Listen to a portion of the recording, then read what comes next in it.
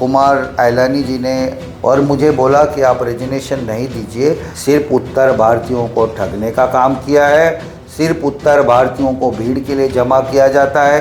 सिंधी भाई के लिए क्या क्या कुमार एलानी जी एक गिना देवे। आज कितने सिंधी भाई उल्लासनगर छोड़ के जा चुके हैं। तो ऐसा पहली बार योगायोग बना है कि उल्लासनगर में काफ़ी अच्छे काम हो सकते थे। आने वाले चुनाव में इसका हिसाब आपको देना पड़ेगा। इस इलेक्शन में उनको हम उत्तर भारतीय दिखाएंगे। कुमार एलानी जी ने बोला जाओ, आपको हम लोग नहीं देंगे, जो करना है आप करो।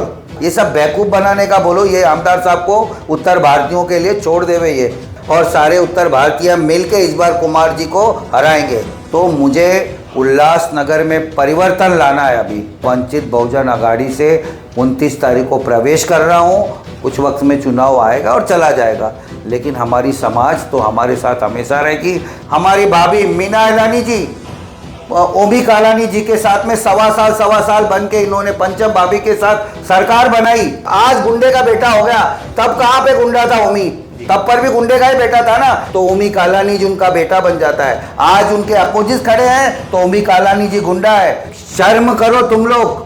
सिर्फ पब्लिक को क्या बेवकूफ समझते हो क्या? अगर इनका सत्ता का भोग हो जाएगा, इनको पता चल जाएगा कहीं ना कहीं सत्ता मेरे से हाथ से खसक रहा है, सारी दुश्मनी खत्म, फिर ओमी कालानी जी इनका बेटा हो जाएंगे और ये लोग महानगर पालिका को लूटेंगे। आमदार बनने के मान में इससे भी गरीब हो जाऊंगा। ये मीना भाभी, ओमी तू तो मेरा बेटा है, आजा आजा मेरे बगल में बैठ। नमस्कार दर्शकों, मैं नीरज अरवानी हर दिन अग्निपथ के इस नए सत्र में आप सभी दर्शकों का हार्दिक स्वागत करता हूं। चलिए रुक करते हैं खबर की ओर। दर्शकों, आखिरकार उल्लासनगर की राजनीति में वही हुआ जिसका सबको अंदेशा पहले से ही था। जी हां, हम बात कर रहे हैं उल्लासनगर भारतीय जनता पार्टी के उत्तर भारतीय मोर्चा अध्यक्ष संजय गुप्ता की, जिन्होंने हाल ही में अपने पद से इस्तीफा दे दिया।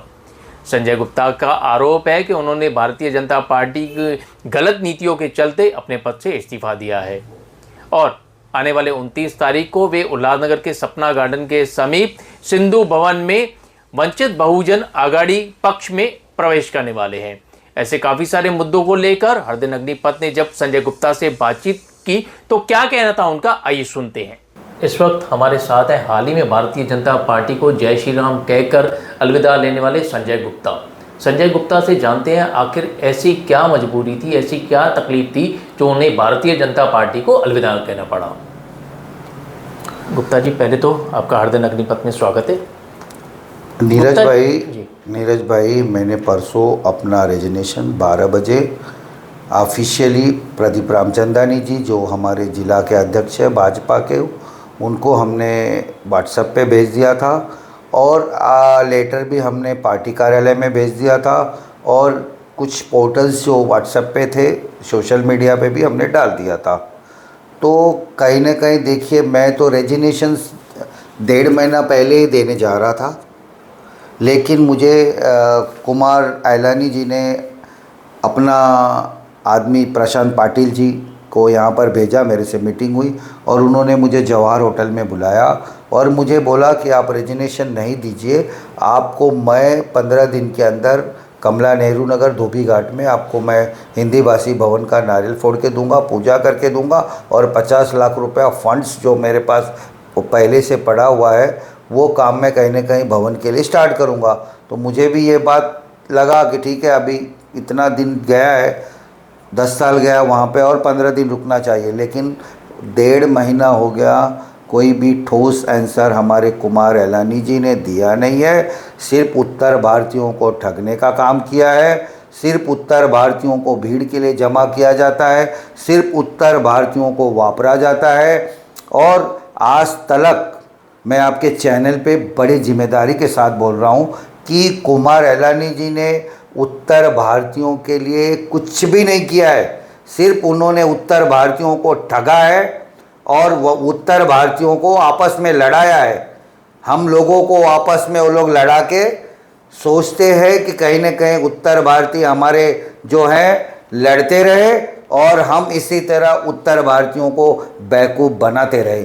लेकिन अब ये नहीं चलेगा। हिंदी भाषी न देने के कारण कहीं न कहीं हिंदी भाषी बहुत कुमार जी से नाराज है। काफ़ी फंड्स आए हैं। योगायोग आप देखेंगे नीरज भाई तो केंद्र में भी बीजेपी था, आज राज्य में भी हमारा सरकार है और शहर में भी हमारे आमदार थे। तो ऐसा पहली बार योगायोग बना है कि उल्लासनगर में काफ़ी अच्छे काम हो सकते थे, लेकिन हमारे आमदार साहब के पास कोई विज़न नहीं था, हमारे आमदार साहब के पास कोई प्लानिंग नहीं था। सिर्फ पैसे का उन्होंने लिपापोती किया है, सिर्फ नारियल फोड़ने का काम किया है और कहीं ना कहीं उत्तर भारतीयों को ठगा है। और मैं आपके चैनल पे मैं माननीय आमदार जी को बोलता हूँ कि इस बार आपने जो उत्तर भारतीयों को ठगा है, कहीं ना कहीं आपको ये आने वाले चुनाव में इसका हिसाब आपको देना पड़ेगा। मैं हर एक उत्तर भारतीयों के घर पे जाऊंगा, एक एक घर पे जाऊंगा जो इन्होंने उत्तर भारतीयों को सिर्फ वापरा है, सिर्फ ठगा है। आज 10 साल में उन्होंने कुछ भी उत्तर भारतीयों के नहीं किया है, सिर्फ हमें लड़ाने का काम कर रहे हैं, सिर्फ हमें बांटने का काम कर रहे हैं। अब इस इलेक्शन में उनको हम उत्तर भारतीय दिखाएंगे। गुप्ता जी, एक वीडियो आपकी तरफ से वायरल किया गया था कुमार जी के ऑफिस का, उस जिसमें कुमार ईरानी बोल रहे थे कि जाओ नहीं देता हूं उत्तर भारतीय भवन। ये क्या था पूरा माजरा? और आप सर ये बात ऐसी कि कोर कमेटी, जब हम उनके ऑफिस में गए हैं, कोर कमेटी की मीटिंग चल रही थी और हमारे माननीय फूलचंद यादव जी जो यहाँ के पूर्व अध्यक्ष थे, उन्होंने ये बात बोला कि शहर में ऐसा चर्चा चल रही है कि आप उत्तर भारतीयों को सिर्फ बेवकूफ़ बना रहे हो, अभी आचार संहिता लग जाएगा, आप बोलोगे कि आचार संहिता लग गया, अभी इलेक्शन के बाद दूंगा। तो ये बात पे भड़क के कुमार ईरानी जी ने बोला, जाओ आपको हम लोग नहीं देंगे, जो करना है आप करो। लेकिन ये जो क्लिपिंग था टोटल 12 सेकंड्स का था। कुमार का बोलना था कि ये बहुत बड़ा क्लिपिंग, गुप्ता जी को बोलिए पूरी क्लिपिंग चलाए।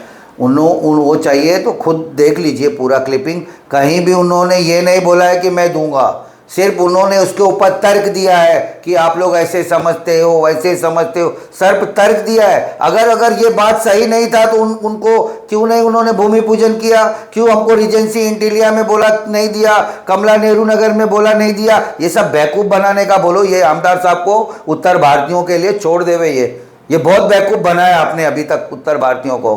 गुप्ता जी, हाल ही में कुमार ईरानी की तरफ से एक मीटिंग रखी गई थी जिसमें काफ़ी उत्तर भारतीयों का ये कहना था कि जहां पर भारतीय जनता पार्टी जिसको भी टिकट देगी हम उसके साथ खड़े रहेंगे। उत्तर भारतीय समाज आपके साथ खड़ा हुआ नहीं दिख रहा था। देखिए, वो वहाँ पे उनको ज़बरदस्ती बुलाए गए थे, सारा उत्तर भारतीय मेरे साथ है और सारे उत्तर भारतीय मिलके इस बार कुमार जी को हराएंगे। गुप्ता जी, लास्ट टाइम जब मैंने आपसे साक्षात्कार लिया था, उस साक्षात्कार में कहा था आपने, जब आपके ऊपर एफआईआर हुआ था, उस एफआईआर के दरमियान आपने कहा था कि भारतीय जनता पार्टी के जो जिला अध्यक्ष हैं प्रदीप रामचंदानी, उन्होंने आपको आश्वासन दिया है कि वे आपके साथ खड़े रहेंगे, उप मुख्यमंत्री देवेंद्र फडणवीस से भी मिलाएंगे आपको, ऐसा आपने बोला था। लेकिन आज फिर अचानक आपको ज़रूरत पड़ी है रिज़ाइन देने की, ऐसा क्यों? देखिए, अभी मुझे 141 विधानसभा से चुनाव लड़ना है जी। मुझे शहर वासियों को इंसाफ दिलाना है। उल्लासनगर में कोई काम नहीं किया है, उल्लासनगर में सिर्फ घोटाला हुआ है, उल्लासनगर की जनता का पैसा का दुरुपयोग हुआ है। तो मुझे उल्लासनगर में परिवर्तन लाना है अभी, इसलिए मैंने अपने पद से इस्तीफा दे दिया है और मैं वंचित बहुजन अघाड़ी से 29 तारीख को प्रवेश कर रहा हूं और मैं चुनाव लड़ूंगा और ये चुनाव इस बार मैं जीत कर दिखाऊंगा।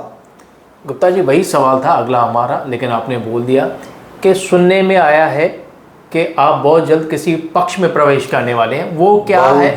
जी, वंचित बहुजन अघाड़ी में मैं प्रवेश करने वाला हूँ 29 तारीख को और वंचित बहुजन अघाड़ी से मैं यहाँ पर 141 विधानसभा से चुनाव लड़ूंगा। गुप्ता जी, हाल ही में टीम ओमी कालानी के जो उत्तर भारतीय सेल के संतोष पांडे जी, संतोष पांडे का कहना था कि मेरे लिए पहले समाज फिर पार्टी। देखिए, तो ऐसा समझ के चलें कि संतोष पांडे भी आपके साथ खड़े रहेंगे कंधा से कंधा मिला के? देखिए, पार्टी, संतोष जी ने ये भी बोला था, ये हमारा पार्टी अलग होती है, समाज अलग होता है जी। आप भी हो या हम भी है, हमारे लिए पहले समाज है, उसके बाद में पार्टी है। तो उन्होंने किसी का विरोध नहीं किया है, समाज को उन्होंने मान्यता दी है, समाज को कहीं ना कहीं उन्होंने सर्वोपरि रखी है। तो समाज तो सर्वोपरि है, इलेक्शन आते जाते रहेंगे, लेकिन समाज के साथ तो हर सुख दुख में हम एक दूसरे को मिलते हैं, बैठते हैं, सब कुछ एक दूसरे के घर पे आना जाना है। ऐसा थोड़ी कि चुनाव आया तो हम अपना समाज छोड़ देवे और हम एक दूसरे से झगड़ा करें। अरे देखिए, चुनाव का कुछ वक्त होता है, कुछ वक्त में चुनाव आएगा और चला जाएगा, लेकिन हमारी समाज तो हमारे साथ हमेशा रहेगी। इसीलिए समाज सर्वोपरि है, उसके बाद में हमारी पार्टी है। कुमार जी का आरोप था संजय गुप्ता के ऊपर कि वे कुमार के विरोधियों से मिलकर एक षड्यंत्र रच रहे हैं पार्टी के खिलाफ, कुमार अहलानी के खिलाफ। संजय बहुत गुप्ता के अच्छा लिए सवाल किया है आपने सर, बहुत अच्छा सवाल किया आपने। अब मैं बताना चाहता हूं कि महानगर पालिका में जब सवा साल का महापौर बनाना था, तो यही माननीय हमारी भाभी मीना अहलानी जी, ओमी कालानी जी के साथ में सवा साल बन के इन्होंने पंचम भाभी के साथ सरकार बनाई। तब विरोधी नहीं थे, तब विरोधी नहीं थे। यही मीना भाभी, ओमी तू तो मेरा बेटा है, आजा आजा मेरे बगल में बैठ, तब कहा था? तब आज गुंडे का बेटा हो गया, तब कहां पे गुंडा था ओमी? तब पर भी गुंडे का ही बेटा था ना। लेकिन जब इनको सत्ता का भोग करना रहता है तो ओमी कालानी जी उनका बेटा बन जाता है। आज उनके अपोजिट खड़े हैं तो ओमी कालानी जी गुंडा है। ये सब ये लोगों का सत्ता सुख भोगने का जो है ना, ये सब लोगों को, पब्लिक को बरगलाने का है। उल्लासनगर वाले को सिर्फ बेवकूफ बनाना है। जब ये नगर पालिका में क्यों उन्होंने सवा साल महापौर माननीय हमारे ओमी जी के साथ क्यों किया उन्होंने? पंचम भाभी के साथ सवा साल थे कि नहीं थे, आपको भी पता है। तब तो काफी गलबैया हो रही थी उनकी, गले मिल रहे थे। तब तो ओमी कालानी जी मीना अहलानी जी का बेटा हो गया, अब तो गुंडा का बेटा हो गया। अरे शर्म करो तुम लोग, सिर्फ पब्लिक को क्या बेवकूफ समझते हो क्या? आपको लगता है गुप्ता जी, आज भी अगर ऐसे कुछ समीकरण बनते हैं तो आज भी वो ओमी कालानी को अपने साथ रखने में या कालानी परिवार को साथ रखने में कोई परहेज नहीं करेंगे? बिल्कुल नहीं करेंगे। अगर इनका सत्ता का भोग हो जाएगा, इनको पता चल जाएगा कहीं ना कहीं सत्ता मेरे से हाथ से खसक रहा है, सारी दुश्मनी खत्म, फिर ओमी कालानी जी इनका बेटा हो जाएंगे और ये लोग महानगर पालिका को लूटेंगे। क्या वजह थी कि अचानक संजय गुप्ता को शौक लगता है आमदार बनने का? सर देखिए, मुझे कोई शौक नहीं लगी और ना ही मैं राजनीति के लिए नहीं आ रहा हूँ, मैं सेवा के लिए आ रहा हूँ। और मैं आपसे पूछना चाहता हूँ, आप भी उल्लासनगर में रहते हो जी, सिंधी भाई के लिए क्या क्या कुमार अहलानी जी एक गिना देवे जी। मैं समझो उत्तर भारतीय के लिए मैं कर रहा हूँ ना, आप अपना गिनाइए। आज कितने सिंधी भाई उल्लासनगर छोड़ के जा चुके हैं, पलायन कर चुके हैं। क्यों पलायन कर रहे हैं? क्योंकि आप लोगों ने उनको छला है जी। उनके साथ उनकी वोट का आपने सिर्फ राजनीति की है। कहीं ऐसा तो नहीं होगा आमदार बनने के बाद आप भी अमीरों के आमदार बन जाएंगे? आमदार बनने के बाद मैं इससे भी गरीब हो जाऊंगा और मैं गरीबों की सेवा करूंगा। आज तो मेरे पास पावर नहीं है, पावर होगा ना तो मैं एक भी उल्लासनगर में गरीब नहीं होगा। मैं हर गरीब के साथ काम करूंगा, हर गरीब को रोजगार दूंगा, हर बेरोजगार को रोजगार दूंगा और हर समाज के लिए काम करूंगा। पूरे महाराष्ट्र में आपको चैलेंज करता हूं, आप मुझे 5 साल दीजिए, उल्लासनगर एक मिसाल बनेगा। गुप्ता जी, अब आते हैं आपके पक्ष में, जहां पे आप प्रवेश करने वाले हैं, वंचित बहुजन आघाड़ी। वहां पे क्या लोगों को आप संदेश देना चाहेंगे? क्योंकि जहां तक हमें मालूम है, वंचित बहुजन आघाड़ी के रूप में उल्लासनगर को संजय गुप्ता के रूप में एक नया आमदार मिलने वाला है। नीरज जी, मैं आपको आपके चैनल पे बोल रहा हूँ, मैं उल्लासनगर मेरा सवाल आधे में था गुप्ता जी। फिर आप किसी समाज के आमदार नहीं रहेंगे, आपको हर पक्ष को, हर समाज को कॉन्फिडेंस में लेके, विश्वास में लेकर चलना पड़ेगा। फिर आपको एक समाज की तुतेरी नहीं बजानी पड़ेगी। नीरज जी, आप अभी कुछ समय पहले मेरे ऑफिस में आप आए जी, और यहाँ पे एक सिंधी बहन खड़ी थी जी। मैंने ना उसका जात पूछा था जी, ना मैं उसका शहर पूछा था। मैं आपके चैनल पे बोलता हूँ, मैं उसका भी इंटरव्यू चलाऊंगा जो आई। मैंने ना उससे पूछा ना मैंने उसके समाज पूछा, ना उसका मैंने शहर पूछा, ना मैं पूछा कि मैं तू मेरा वोटर है कि नहीं है। वो बहन मेरे दरवाजे पे आई है, मैंने उसको हेल्प किया, हॉस्पिटल में पैसा भरना था, हेल्प किया। पैसा देने के बाद मैंने पूछा आप कहाँ रहते हो? बोले अंबरनाथ रहते हैं। अभी अंबरनाथ में रहते हैं और उल्लासनगर में आए मेरे पास, तो कहीं ना कहीं मैंने उनको हेल्प किया, क्योंकि मेरे मदद के लिए आए। मेरे पास कोई जाति पाति कुछ भी नहीं है, हम सर्वधर्म समान मानने वाले लोग हैं और उल्लासनगर में हम सेवा करने के लिए आ रहे, राजनीति करने के लिए नहीं आ रहे।